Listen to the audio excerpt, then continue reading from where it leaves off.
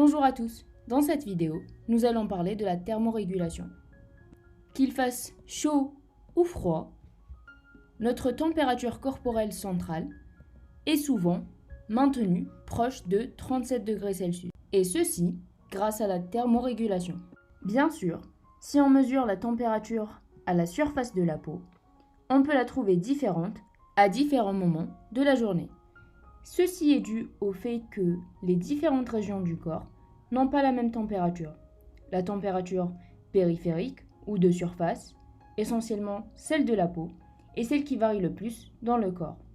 La température centrale correspond, elle, à celle des organes centraux et celle-ci reste plus ou moins constante. Donc si on veut mesurer la température corporelle, il est préférable de mesurer la température corporelle centrale.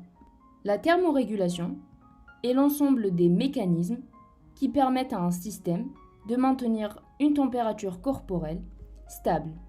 Cette thermorégulation résulte de l'équilibre entre la production de la chaleur, ou la thermogénèse, et la déperdition de la chaleur, ou la thermolyse. La thermorégulation est primordiale pour permettre des réactions enzymatiques optimales. Si cet équilibre est perturbé, tout le métabolisme corporel sera à son tour perturbé et le corps sera donc en danger. Sachant que la température corporelle normale se maintient habituellement entre 35,8 degrés et 38,2 degrés Celsius, si par exemple la température corporelle augmente, les réactions chimiques s'accélèrent d'environ 10%. Puis, au-dessus de la limite supérieure normale, c'est-à-dire de 38,2 degrés Celsius, l'activité des neurones ralentit et les protéines commencent à se dénaturer. De plus, les enfants de moins de 5 ans convulsent à 41 degrés Celsius et la survie est presque impossible au-delà de 43 degrés Celsius. Par contre, les tissus peuvent résister plus ou moins mieux aux températures basses. La température corporelle dépend de plusieurs facteurs, notamment de l'activité corporelle, de l'environnement externe et enfin du moment de la journée. Elle peut aussi dépendre d'autres facteurs tels que l'âge ou le sexe.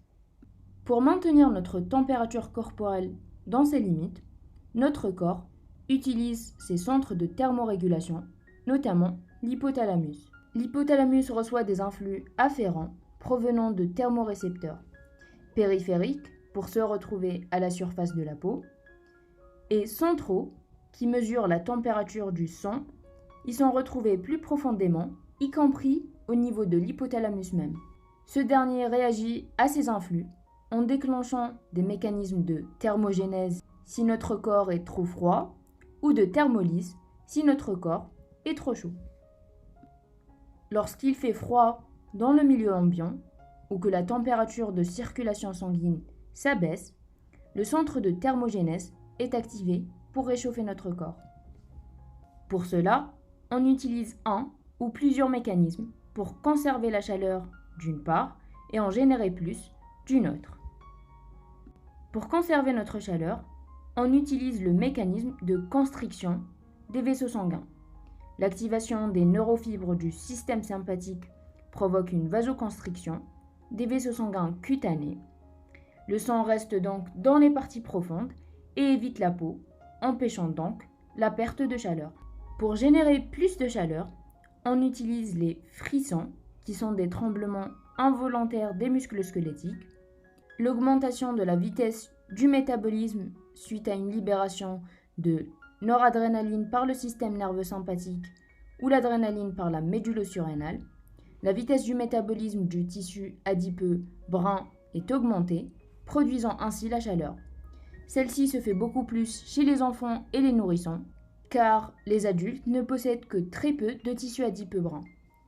Enfin, l'augmentation de libération de la thyroxine, ou T4, qui ne se fait que chez les enfants et les nourrissons, permettant l'augmentation de la vitesse du métabolisme du tissu adipeux brun. En plus des adaptations involontaires, nous pouvons modifier notre comportement, comme par exemple s'habiller plus, faire de l'activité musculaire, etc. En dehors de la production de chaleur, notre corps peut capter de la chaleur de l'environnement externe. grâce à la conduction, lorsque notre corps est en contact avec un objet chaud, par exemple cette main qui est en contact avec l'eau chaude, ou par le rayonnement, par exemple, lorsque nous nous exposons au soleil, notre corps capte de la chaleur par rayonnement. Le centre de thermolyse, lui, protège l'organisme des températures trop élevées.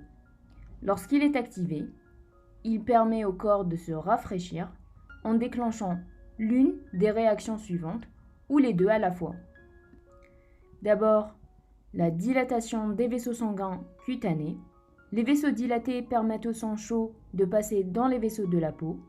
La chaleur passe ensuite vers l'environnement, soit par rayonnement. Le corps chaud cède sa chaleur aux objets froids par perte de chaleur sous forme d'ondes infrarouges. La conduction, par exemple lorsqu'un corps fait chauffer une chaise, ou la convection, qui est due au mouvement de l'air chaud qui s'éloigne du corps et qui est continuellement renouvelé par l'air frais qui se rapproche du corps. Le deuxième mécanisme est l'augmentation de transpiration. Lorsque le corps est surchauffé, les neurofibres du système sympathique stimulent les glandes sudoripares qui excrètent de grandes quantités de sueur. L'évaporation va ensuite permettre le refroidissement du corps. Enfin, nous pouvons aussi abaisser notre température grâce à la réduction de l'activité, grâce à la recherche d'un endroit plus frais ou par le port de moins de vêtements. Récapitulons. Pour réaliser des réactions métaboliques optimales, notre corps doit maintenir sa température entre 35,8 et 38,2 degrés Celsius. Cette température est régulée par les centres de thermorégulation, notamment dans l'hypothalamus. S'il y a un changement dans la température externe, les récepteurs périphériques sont stimulés, ce qui stimulera ensuite les centres de thermorégulation. Même chose, s'il y a un changement dans la température interne du corps, les récepteurs centraux, cette fois-ci, seront stimulés, stimulant à leur tour les centres de thermorégulation. Les centres de thermorégulation vont répondre à une augmentation de température par des mécanismes stimulés par le système nerveux sympathique, soit une vasodilatation ou une augmentation de la transpiration. Pour une diminution de la température, les centres vont répondre soit selon une voie stimulée par le système nerveux sympathique, induisant une vasoconstriction, ou une augmentation de la vitesse du métabolisme du tissu adipeux brun, ou une deuxième voie stimulée par le système nerveux somatique, induisant des frissons, par les muscles squelettiques, causant eux aussi l'augmentation de vitesse du métabolisme total du corps. Enfin, une augmentation de la libération de thyroxine. Voilà, c'est tout pour aujourd'hui. Merci d'avoir regardé, j'espère que la vidéo vous a plu. N'oubliez pas de vous abonner et de partager la vidéo, et à la semaine prochaine.